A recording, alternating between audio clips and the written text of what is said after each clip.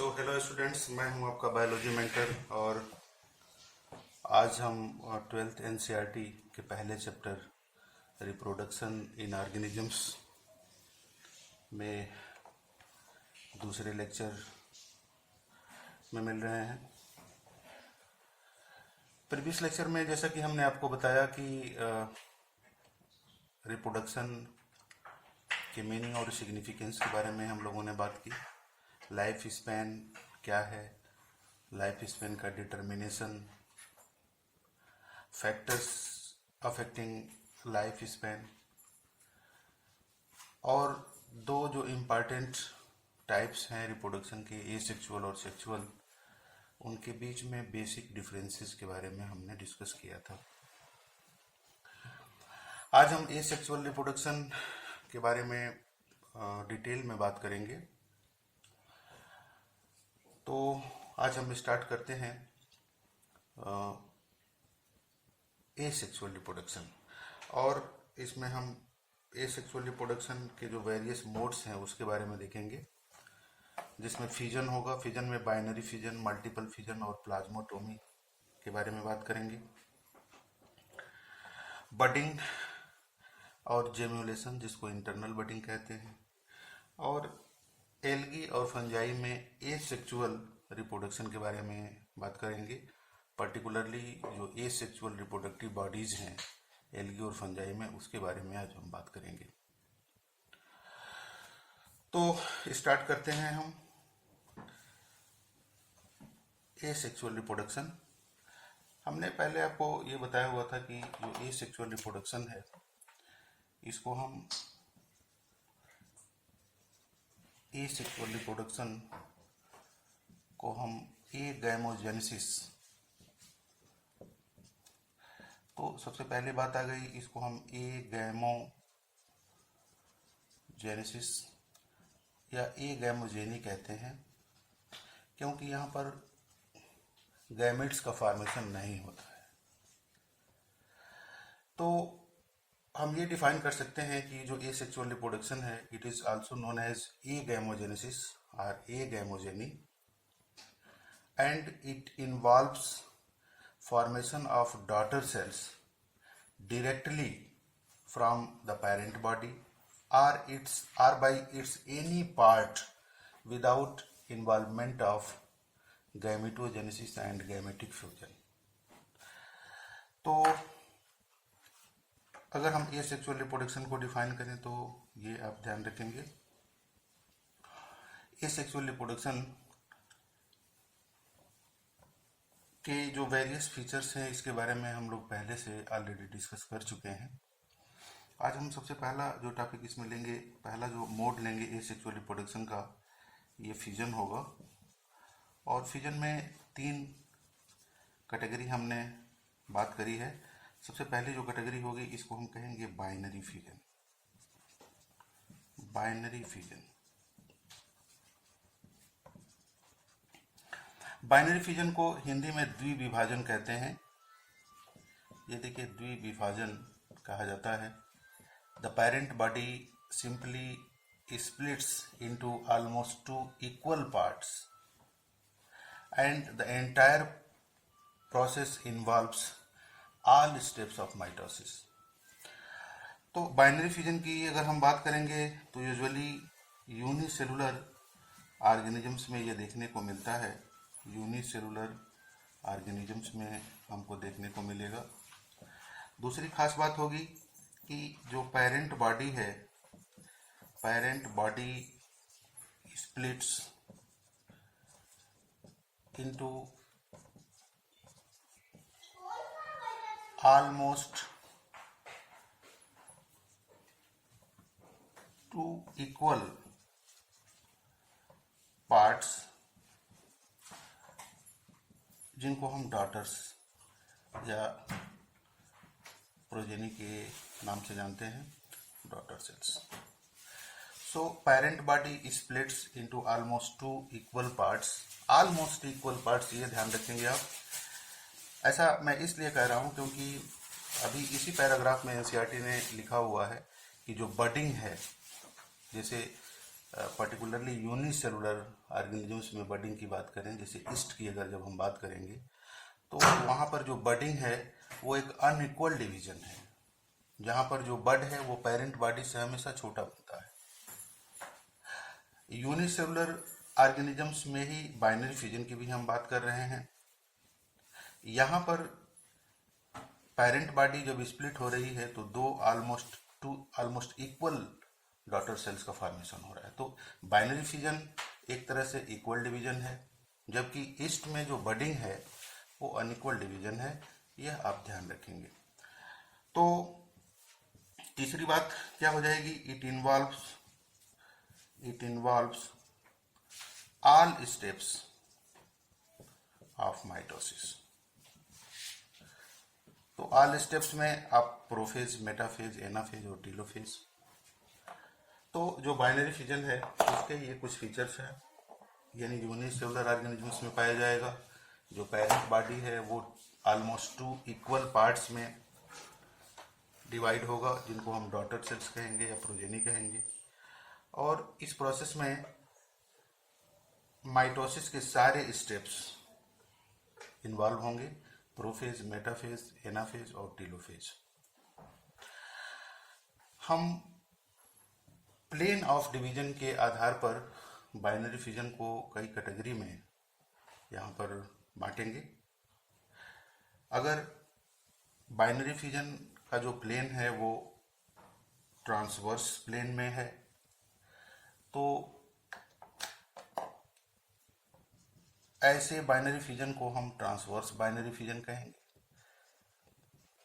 Binary fission में types कई होंगे depending upon the plane of. तो हमने कहा कि पहला हो जाएगा ट्रांसवर्स बाइनरी फिजन। जैसे हम पैरामीशियम की अगर बात करें, तो पैरामीशियम की बात करें तो देखेंगे यहाँ पर कि जो प्लेन ऑफ फिजन है वो ट्रांसवर्स प्लेन है। ये देखिए, ये ट्रांसवर्स प्लेन, एग्जाम्पल इसका यूग्लिना है, सॉरी पैरामीशियम।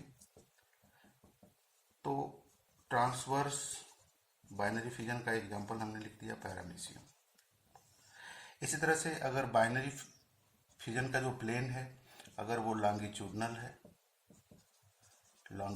है, जैसे यूग्लिना की अगर हम बात करें,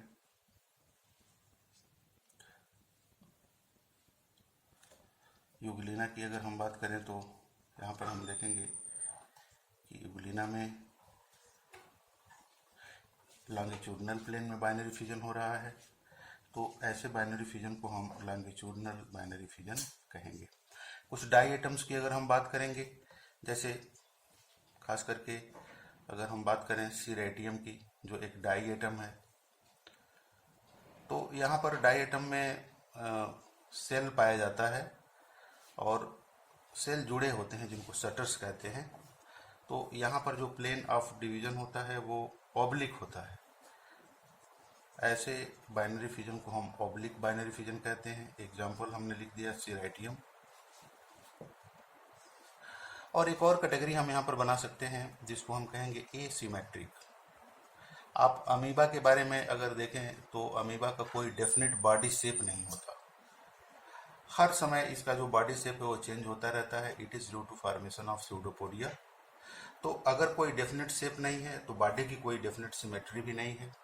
यानी यहाँ पर सिमेट्री की अगर हम बात करें अमीबा में, तो इरेगुलर सिमेट्री या एसिमेट्री यहाँ पर पाई जाती है। और जो यहाँ पर डिवीजन होता है वो भी कोई निर्धारित प्लेन नहीं होता, इसलिए इसको एसिमेट्रिक प्लेन के तौर पर हम जानते हैं।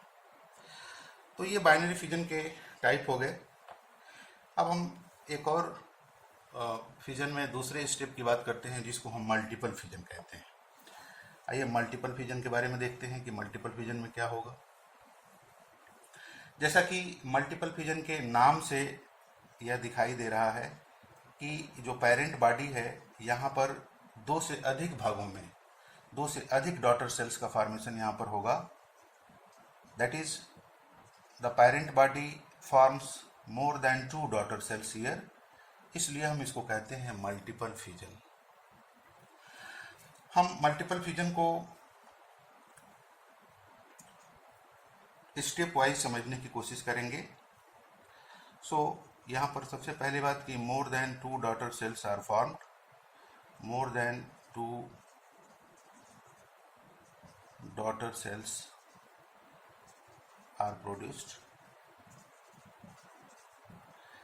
दूसरी बात यहाँ पर करेंगे कि कैरियोकाइनेसिस तो होगा यहाँ पर, यानी न्यूक्लियस का डिवीजन होगा, और जो डिवीजन होगा वो माइटोसिस से ही होगा, यह ध्यान रखेंगे हमेशा, क्योंकि एसेक्सुअल रिप्रोडक्शन में माइटोसिस इन्वॉल्व होता है। तो कैरियोकाइनेसिस तो होगा, यानी रिपीटेड न्यूक्लियर डिवीजन्स यहाँ पर होंगे, लेकिन साइटोकाइनेसिस नहीं होगा, यानी karyokinesis is not followed by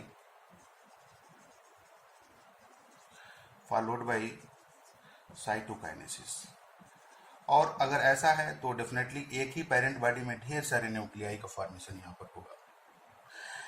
तीसरी बात कि यहाँ पर कहीं कहीं एक प्रोटेक्टिव कवर का भी फॉर्मेशन होता है, जिसको हम सिस्ट कहते हैं।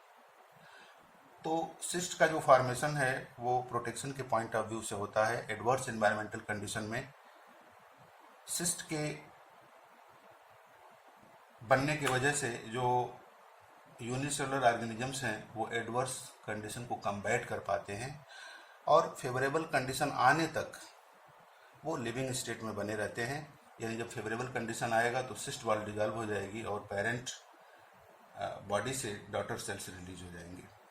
तो सिस्ट का जो बनना होता है उसको हम कहते हैं एनसिस्टेशन। हर जगह ऐसा नहीं होता, तो यह ध्यान रखेंगे आप। जैसे मैं एग्जांपल दूं आपको कि प्लाज्मोडियम वाइवेक्स को देखिए, जहाँ पर साइजोगोनी होती है। Plasmodium vivax is causal pathogen of malaria. तो यहाँ पर की अगर हम बात देखेंगे तो यहाँ पर सिस्ट का फॉर्मेशन नहीं होता है। तो सिस्ट का फॉर्मेशन हो भी सकता है और नहीं भी हो सकता है। स्टेप्स के बारे में बात करें, अगर अमीबा को हम एग्जाम्पल के तौर पर लेते हैं तो इरेगुलर शेप होता है, लेकिन एडवर्स कंडीशन में यह जो अमीबा है वो ऑलमोस्ट स्फेरिकल शेप का हो जाता है। जो इसका साइटोप्लाज्म है वो सेंट्रल रीजन में एक्युमुलेट हो जाएगा, और अगले स्टेप में यहाँ पर एक सिस्ट का फॉर्मेशन होगा, एक प्रोटेक्टिव कवर जो ट्राई लेयर्ड होता है। तो इस प्रोसेस को हम इंसिस्टेशन कहते हैं, और जो इंसिस्टेशन है इसका बेनिफिट ये होता है कि एडवर्स कंडीशन में भी ये लिविंग स्टेट मेंटेन रहता है। इसको हम कहते हैं इंसिस्टेशन। अब इंसिस्टेशन के बाद रिपीटेड न्यूक्लियर डिविजन्स होंगे। ये देखिए, रिपीटेड न्यूक्लियर डिविजन्स होंगे, यानी न्यूक्लियाई की संख्या बढ़ेगी 1 से 2, और फिर से अगले स्टेप में फिर से डिवीजन होगा 2 से 4। इस तरह से लगभग 32 to 64 न्यूक्लियाई का फॉर्मेशन होता है अंदर, और फिर हर एक जो न्यूक्लियस है ये एक डॉटर सेल में कन्वर्ट हो जाता है। तो अंदर ही अंदर हर एक न्यूक्लियस से एक डॉटर सेल का फॉर्मेशन होगा, और यहाँ पर एक मल्टी न्यूक्लिएट कंडीशन देखने को मिलता है। फेवरेबल कंडीशन जब आएगा तो जो सिस्ट वाल्व है वो डिजॉल्व हो जाएगा और डॉटर सेल्स रिलीज हो जाएंगे। सो ऑनसेट ऑफ फेवरेबल कंडीशन, तो सिस्ट वाल यहाँ पर डिजॉल्व होगी और जो डॉटर सेल्स हैं वो रिलीज हो जाएंगे, डेवलप करेंगे और फिर ये रिप्रोड्यूस करेंगे। एनसीईआरटी ने ये जो डॉटर सेल्स हैं इनको डॉटर सेल्स भी कहा जा सकता है, प्रोजेनी भी कहा जा सकता है, लेकिन एनसीईआरटी ने इसको स्यूडोपोडियोस्पोर्स का नाम दिया है। यानी ये जो एनसीईआरटी ने नाम दिया है इसके हिसाब से देखें तो स्यूडोपोडियोस्पोर्स का नाम दिया है। तो ये मल्टीपल फिजन हुआ जिसके फीचर्स के बारे में हमने आपको यहाँ पर बताया। तीसरा एक कैटेगरी फिजन में हम देखेंगे जिसको प्लाज्मोटोमी कहेंगे। और प्लाज्मोटोमी की अगर हम बात करें तो प्लाज्मोटोमी में न्यूक्लियर डिवीजन नहीं होता। यानी तीसरा कंडीशन इसमें प्लाज्मोटोमी की बात करें तो प्लाज्मोटोमी में केवल साइटोप्लाज्म का डिवीजन होगा यानी नो कैरियोकाइनेसिस, यहाँ पर न्यूक्लियस का डिवीजन नहीं होगा। It involves only cytokinesis, it involves only cytokinesis. कहाँ पर पाया जाएगा?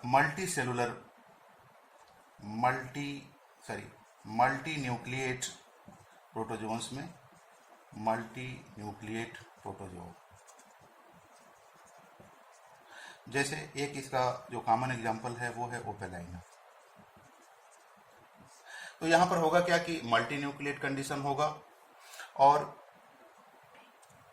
मान लीजिए कि ये एनिमल है और यहाँ पर मल्टी न्यूक्लिएट कंडीशन हमने दिखाया, तो हर न्यूक्लियस के चारों तरफ का कुछ साइटोप्लाज्म डिवाइड हो जाएगा और फिर अंदर ही अंदर डॉटर सेल्स। तो यहाँ पर डॉटर सेल्स की जो संख्या होगी वो जितने न्यूक्लियाई होंगे उतनी होगी, और जो पेरेंट बॉडी है वो सिंपली स्प्लिट हो जाता है और डॉटर सेल्स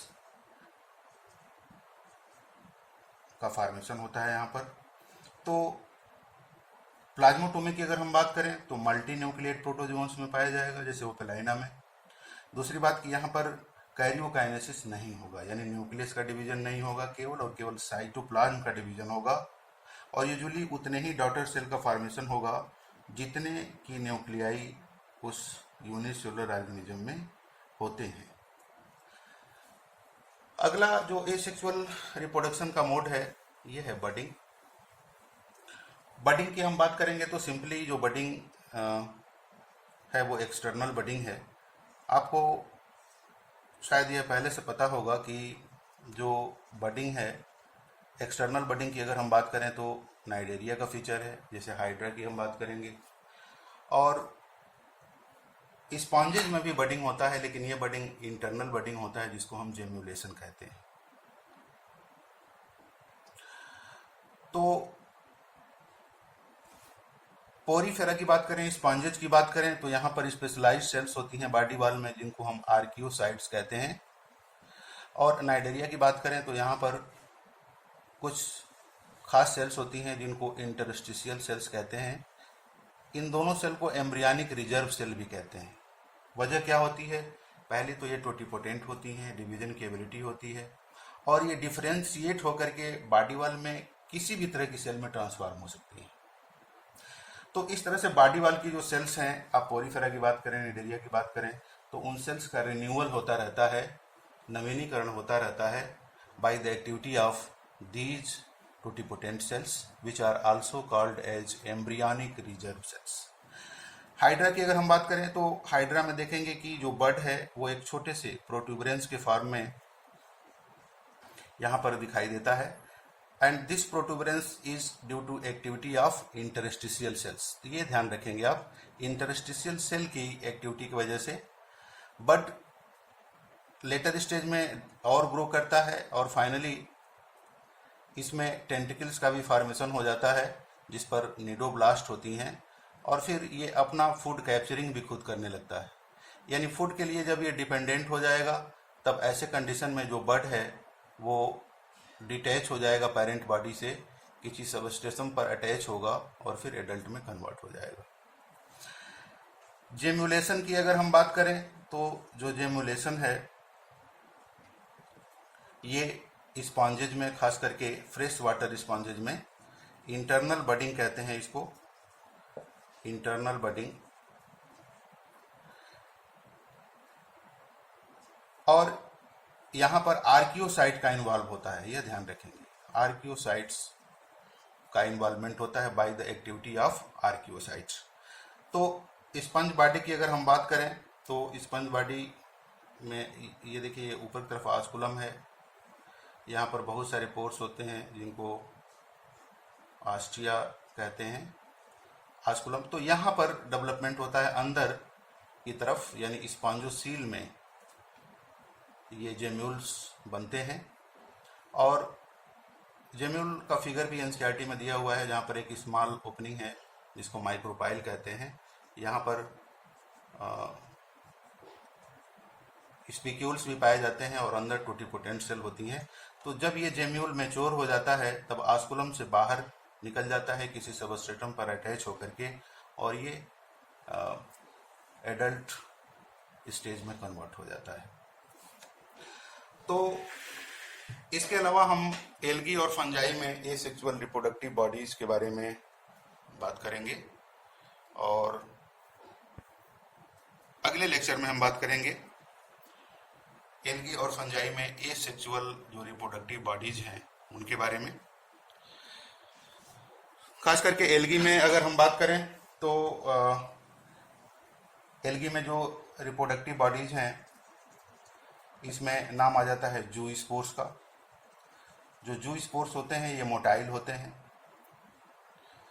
क्योंकि फ्लैजेला होता है। इसके अलावा और भी रिप्रोडक्टिव बॉडीज हैं, जैसे एप्लानो स्पोर्स की बात करते हैं। ऐसे जू स्पोर्स जिसमें फ्लैजेला डेवलप नहीं हो पाता वो नॉन मोटाइल रहते हैं। थीन वॉल्ड नॉन मोटाइल जू स्पोर्स को एप्लानो स्पोर कहते हैं।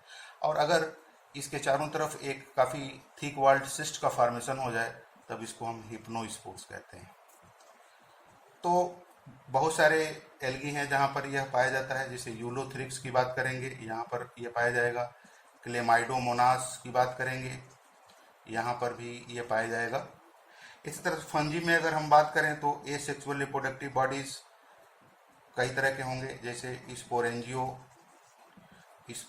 स्पोर्स का फॉर्मेशन यहाँ कहीं कहीं होता है, कहीं कहीं जू स्पोर्स का भी फॉर्मेशन होता है, और कहीं कहीं कोनिडिया का भी फॉर्मेशन होता है।